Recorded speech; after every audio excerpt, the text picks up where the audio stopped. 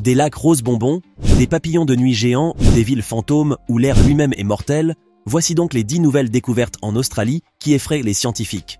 Allez, on commence! La soirée est chaude et vous décidez donc de sortir vous rafraîchir un peu les idées en terrasse, ce qui n'est pas vraiment une mauvaise idée en soi. Seulement voilà, avec la lampe LED allumée, ce sont des nuées d'insectes volants qui vous envahissent tout d'un coup, rompant ainsi votre quiétude avec leurs battements d'ailes plus qu'agaçants.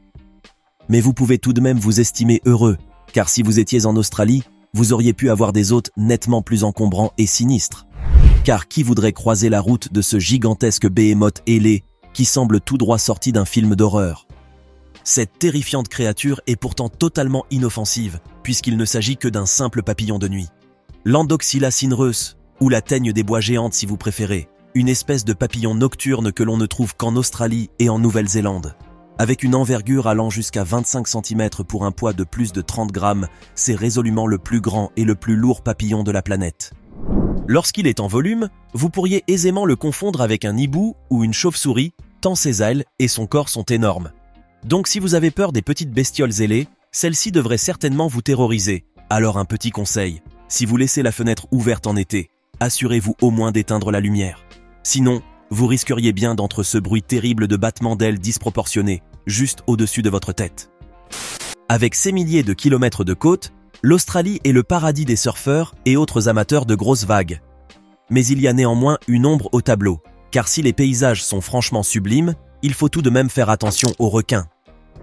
Les squales de différentes tailles et formes se donnent RDV dans ces eaux chaudes et poissonneuses, et vous aussi bien y croisez un requin tigre ou un requin marteau qu'un grand requin blanc. Et si ces redoutables carnassiers ne suffisent pas à vous faire peur, attendez donc de voir le spécimen qui vient juste d'être découvert et qui hantera probablement vos cauchemars pendant très longtemps. Ce requin démon aux yeux blancs brillants est en fait un Apristurus ovicorrugatus, ou requin-chat à œufs striés si vous préférez.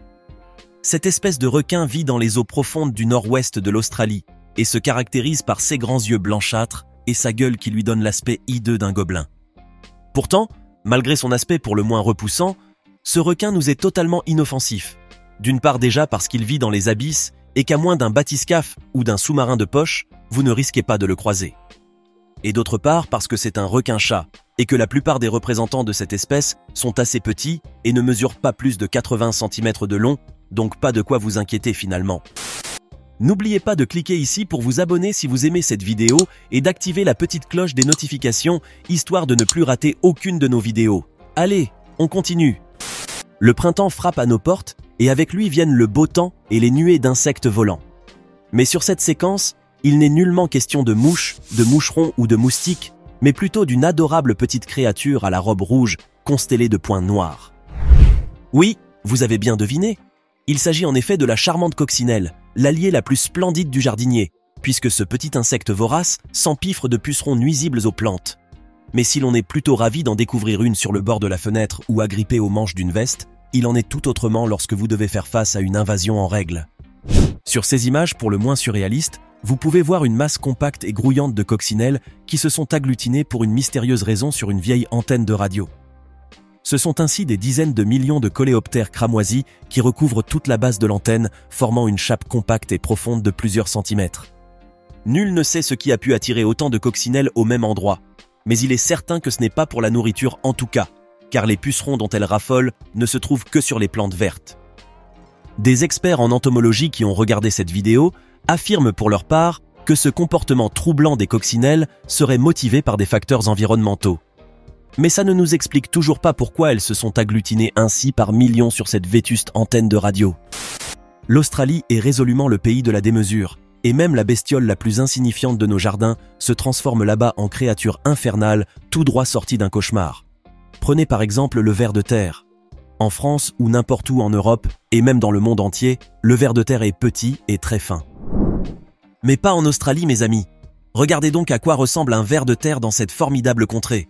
Ce nématode géant ne mesure pas moins de 1 mètre de long pour une circonférence de 2 cm et un poids de 200 grammes. Ce spécimen est en fait un ver de terre géant du Gippsland, de son nom scientifique Megascolides australis.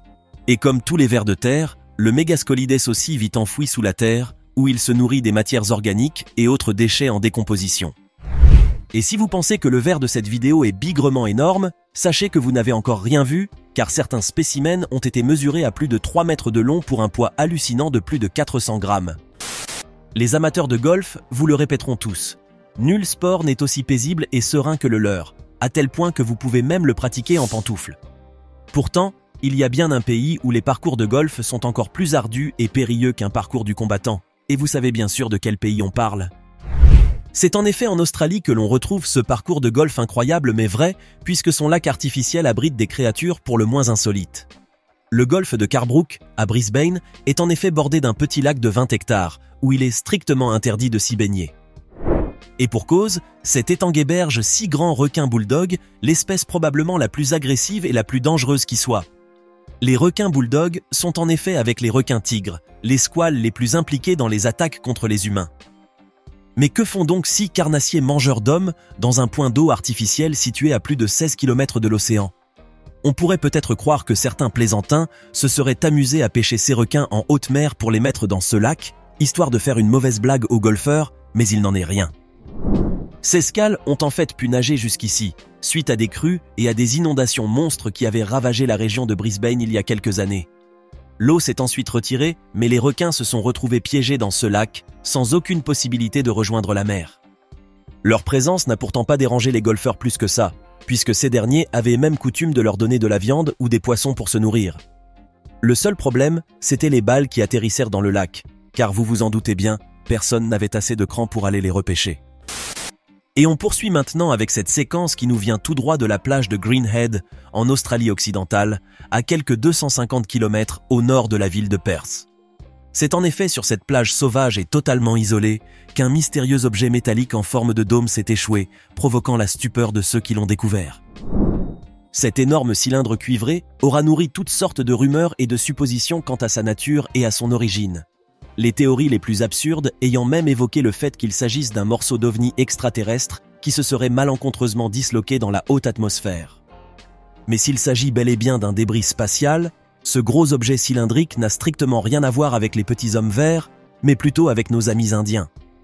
Le mystérieux objet est en fait un banal cylindre de carburant, provenant du 3e étage d'une fusée indienne, qui a été larguée initialement dans l'océan Indien lors d'un lancement précédent.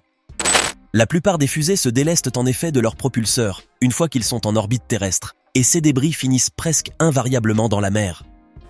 L'Australie est un pays magnifique mais dangereux, et très rares sont les endroits où vous êtes totalement à l'abri d'une menace mortelle. Mais de tous les endroits les plus risqués de l'île-continent, nul n'est aussi périlleux que la ville de Wittenoom, dans la région de Pilbara, en Australie occidentale. Ici, ce ne sont pas des insectes venimeux ou des créatures féroces qui constituent la menace, mais un phénomène nettement plus mortel et insidieux. Car cette ville jadis prospérée est un endroit qui respire la mort et la désolation, au sens propre comme au sens figuré. Wittenoom était en effet une vieille ville minière où l'on pratiquait jusqu'en 1966 l'extraction de l'amiante bleue, un minéral fibreux aux propriétés ignifuges, qui était grandement utilisé dans l'industrie et la construction notamment. Mais à l'époque, personne ne connaissait les risques pour la santé liés à l'amiante, dont l'inhalation de ces fines particules fibreuses provoquait de très graves maladies pulmonaires. Aujourd'hui, l'exploitation de cette fibre minérale est interdite dans la plupart des pays, mais on dénombre encore quelques 125 millions de personnes exposées à l'amiante professionnellement dans le monde, ainsi qu'un ratio de mortalité très élevé, avec 90 000 décès chaque année. La ville de Wittenoom est donc aujourd'hui une ville totalement déserte, puisqu'elle est hautement contaminée par l'amiante que l'on extrayait de la mine toute proche. Celle-ci fut d'ailleurs utilisée dans les maisons, les jardins, les magasins et même sur les routes et les chemins de la ville, ce qui fait que les fibres microscopiques de l'amiante se sont mélangées à la poussière de l'air et peuvent donc facilement être inhalées. Place maintenant à une séquence proprement hallucinante qui nous emmenait tout droit au large de la côte sud de l'Australie occidentale, dans l'île Middle plus précisément. Car c'est dans ce petit îlot isolé que se trouve l'un des lacs les plus mystérieux de la planète, le fameux lac Hillier, dont la couleur pourra en surprendre plus d'un. Cette petite étendue d'eau salée est en effet de couleur rose bonbon, une teinte que l'on ne s'attend guère à rencontrer dans un milieu aquatique. L'eau elle-même est rose, et si vous en puisez un peu dans une bouteille et la secouez, vous aurez un liquide rosâtre qui ressemblerait à un soda mal dilué. Cette surprenante couleur est en fait due à la présence dans l'eau d'un micro-organisme, Dunaliella salina, une algue rouge qui réagit à la haute salinité du lac en créant un colorant rougeâtre. Dilué dans le sel blanc, cela nous donne donc cette splendide couleur rose qui semble avoir été coloriée au pastel ou à la gouache et qui apporte une touche de surréalisme à ce magnifique paysage. La séquence qui suit plaira forcément aux amateurs de coquillages et autres conchiliophiles. Vous savez, les gens qui collectionnent les coquilles de mollusques marins. C'est en effet sur la bien nommée Shell Beach, ou plage des coquillages en bon français, que vous trouverez la plus grande quantité de coquillages dans le monde. Des spécimens des plus belles et des plus rares coquilles jonchent en effet cette plage isolée qui est située à quelques 50 km au sud-est de Denham, dans la zone du patrimoine mondial de Shark Bay en Australie. Les coquilles s'étalent sur des kilomètres à la ronde, avec des amoncellements d'une profondeur allant jusqu'à 10 mètres par endroit. Autant vous dire que c'est un véritable paradis pour ceux qui aiment récolter des coquillages, puisqu'il y en a des milliards à perte de vue. Et comme toujours sur votre chaîne YouTube préférée, nous vous avons réservé le meilleur pour la fin, avec cette séquence absolument sidérante sur une découverte de taille. Car vous ne le saviez peut-être pas, mais l'Australie avait un continent compagnon il y a de cela quelques 155 millions d'années, du moins si l'on se fie à certains scientifiques et académiciens. Il s'agirait donc de l'Argolan, un continent de plus de 5000 km de long, qui se serait séparé de l'Australie occidentale lorsqu'il faisait partie du Gondwana, à l'âge du Jurassique supérieur. D'après ces scientifiques plutôt farfelus, il existerait même des vestiges de ce continent englouti, comme par exemple ce bassin océanique profond connu sous le nom de plaine abyssale d'Argo, qui se situe au large de la côte nord-ouest du pays. C'est la théorie de la tectonique des plaques qui, selon eux, pourrait expliquer le fait que l'Australie ait perdu son continent compagnon et qui aurait fait que ce dernier fût à jamais enseveli sous les flots.